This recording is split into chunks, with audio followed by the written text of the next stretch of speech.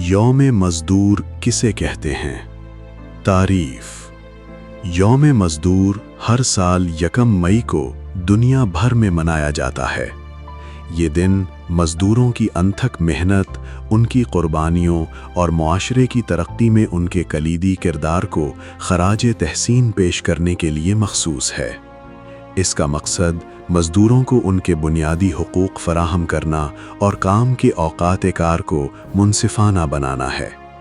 تاریخ: 1886 میں امریکہ کے شہر شکاگو میں مزدوروں نے مطالبہ کیا کہ کام کے اوقات 14 گھنٹے سے کم کر کے 8 گھنٹے مقرر کیے جائیں۔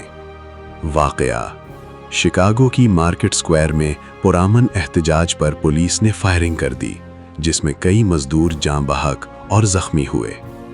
نتیجہ: ان مزدوروں کی قربانی کی یاد میں 1889 میں پیرس میں منعقدہ ایک بین الاقوامی کانفرنس میں فیصلہ کیا گیا کہ ہر سال یکم مئی کو عالمی یوم مزدور کے طور پر منایا جائے گا۔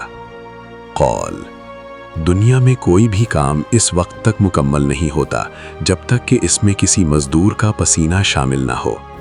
مزدور وہ معمار ہے جو دوسروں کے لیے محل بناتا ہے مگر خود ایک چھوٹے سے گھر کا خواب دیکھتا ہے۔